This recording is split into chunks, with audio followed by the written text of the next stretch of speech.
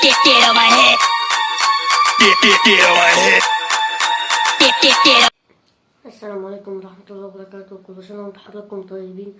بقالنا فترة مبنزلش فيديوهات كتير بسبب رمضان بقى والكسل بقى، الأكل بيكبس في الفطار وكده، وطبعا العيد جه وأجازة العيد برضه والكسل بتاع الناس طبعا معرفش إن أنا أنزل فيديوهات كتير. فإن شاء الله نبدأ النهاردة مش هنوقف تنزيل حلقات تاني. إن شاء الله الأسبوع ده يكون في حلقتين. أول حلقة بتاعت النهاردة اللي هي بتاعت الأهلي والزمالك وماتش الدوري، يعني نتكلم عنه النهارده ان شاء الله. والحلقه التانية عن الدوري الانجليزي وملخصه كده ما حصل في الاسابيع اللي فاتت، واخرهم كان امبارح يعني، وهزيمه ارسنال وليفربول، وتقريبا ممكن يكون السيتي يستغل فرصه ويفوز بالدوري والقصه دي كلها. بس خلينا في حلقه النهارده الاول ان هو الاهلي والزمالك. ان شاء الله الماتش هيكون النهارده. الحلقه دي متصوره يوم الاثنين الصبح الساعه 8 تقريبا، 8 ونص، الساعة مش باينة في الموبايل. أقول الساعة الماتش النهاردة الساعة 7 بالليل. هنتكلم عن نقاط القوة والضعف في كلا الفريقين والتشكيل المتوقع وتوقع نتيجة الماتش في الآخر. متنساش تعمل لايك وشير وسبسكرايب، لو عجبتك الحلقة تشيرها مع أصحابك وتقول رأيك تحت في الكومنتات، ايه الأفكار اللي عندك نعمل بقى فيديوهات. متنساش تعمل سبسكرايب أهم حاجة عشان نزيد التفاعل ونوصل لناس أكتر ونوصل لعدد من المشتركين في أسرع وقت أكبر وبسرعة يعني. فمن غير ولاد كتير فيلا بقى نبدأ.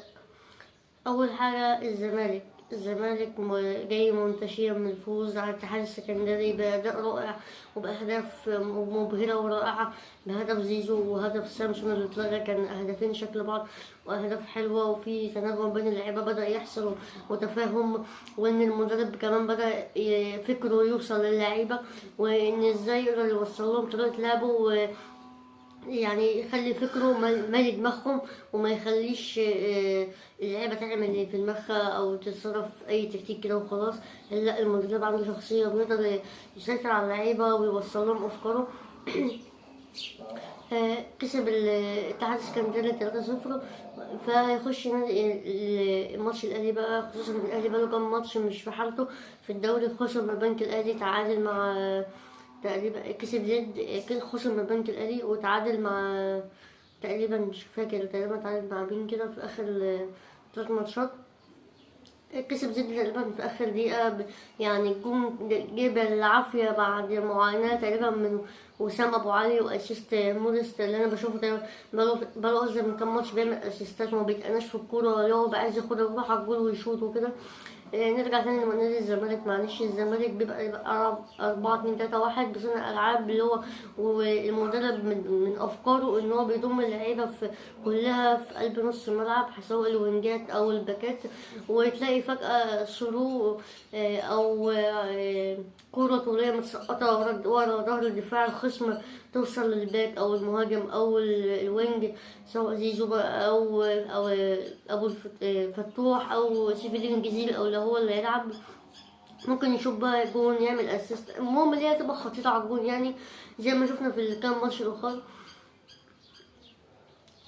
ده يعني. انما الزمالك في دفاعه مش اقوى حاجه، خصوصا كمان قلنا بيبقى كلهم تقريبا في الهجوم في خط النص عنده، قلنا في لا مركزيه بينهم، بس في الدفاع ما بيقدروش بسرعه يسترجعوا بعضهم ويقفوا كخط دفاع واحد. لازم يكون بيبقى في بينهم فراغات وفي بينهم يعني مساحات للخصم ان هو ممكن يعمل بينها هجمه مرتده لو عندهم لعيبه سريعه زي مثلا زي الاهلي، ان بيرسي تاو كمان مش موجود، بس في رضا سليم وفي وسام ابو علي وفي طاهر محمد طاهر، في احمد عبد القادر اللي هو يلعب اساسي بقاله كام ماتش اهو، بينزل بيشارك بعد ما كان خلاص كولر قال لك مش هنلعبه، وحصل بينهم مشاكل بسبب ان هو ما سلمش عليه في ماتش الهلال السوداني السنه اللي فاتت لو فاكرين يعني.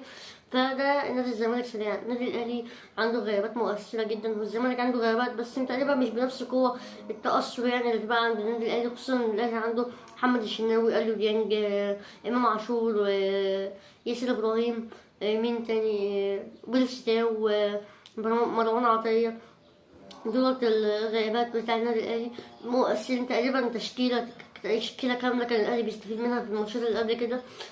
كولر بيعرف يتعامل مع المواقف دي ولا لأ، هيبان في ماتش الزمالك. ولو خسرنا الجمهور أنا بقول لك عادي، ماتش 3 بونت يعني، المهم نركز على أفريقيا الجاي، الماتش بتاع أفريقيا اللي هو مازيمبي. فده ملخص الحوار يعني. توقع تشكيلة الأهلي طبعا مصطفى شوبير. اتوقع يعني ونفسي وامال وطموحات جماهير الاهلي ان عمر كمال يبدا كباك يمين مش محمد هاني. عمر كمال لما بدا الماتش اللي فات كباك يمين كان عمل يعني مستوى رائع اكتر من محمد هاني. عمل عرضيات صح وبيشوط صح وبيرقص صح وبيعدي صح وكل حاجه صح. يعني ده لقينا الباك المثالي من زمان قوي اللي بيعمل عرضيات ومهارات واسيستات وعرضيات. اخيرا لقينا حد بيعمل عرضيات. وبقى عندنا مهاجم وسام ابو علي واحيانا موديس الصراحه مستنيين اي عرضيه، فليه ما لعبوش ونستفيد بيه في مركزه؟ لعبناه كقلب دفاع ما استفدناش منه وخسرنا من البنك 4-3. لعبناه كباك شمال برضه ما اداش الاداء المطلوب. لعبناه باك يمين لقيناه بيدي احسن اداء من الباكات اللي عندك، ليه ما لعبهوش بقى؟ المهم عمر كمال، محمد عبد المنعم، رامي ربيعة اللي مكتوب عليهم ان هم يلعبوا كل الماتشات تقريبا. محمود متولي شفت الماتش اللي فات على الدكه بس تقريبا مش هيلعب برضه عشان جاي من فتره اصابه كبيره. فمحمد عبد المنعم ورامي ربيعة وعلي معلول لو هو جاهز 100%. قدامهم بقى ده المشكله، يا اما ندفد وكوكا وقفشه، يا اما لو لعبنا بندفد وكوكا والسولية. هنشوف لسه كولر هيتعامل ازاي. على اليمين في الاغلب هيكون طاهر محمد طاهر، خصوصا حسين الشحات كمان من ضمن الغيابات بعد ما اتصفي ماتش سيمبا. واتمنى في الهجوم وسام ابو علي، وناحيه الشمال رضا سليم. اتمنى خط الهجوم ده اللي نشوفه في ماتش بكره، او لو ما لعبش رضا سليم نشوف كهربا، لانه احيانا بيضم كمهاجم تاني مع المهاجم الاساسي وبيبقى خطورته اكتر من ان هو بيلعب مهاجم اساسي. كهربا يا جدعان خطورته مش ان هو بيبقى مهاجم اساسي، مهاجم اساسي بيبقى متراقب ما بين قلبي الدفاع، ما بيعرفش يروح يمين ولا شمال كتير، انما بيبقى على الطرف على الشمال او اليمين بيبقى كوينج، ممكن يفلت من المدافع، يروح كده يخطف جون، يخطف حتى اسيست، يخطف اي كوره تودي المهاجم انفراد ولا حاجه، زي ما شفنا في ماتش اللي قبل كده. في ماتش قبل زد انا واقع مني مش فاكره، لو فاكرين اكتبوا تحت في الكومنتات، مش فاكر الصراحه.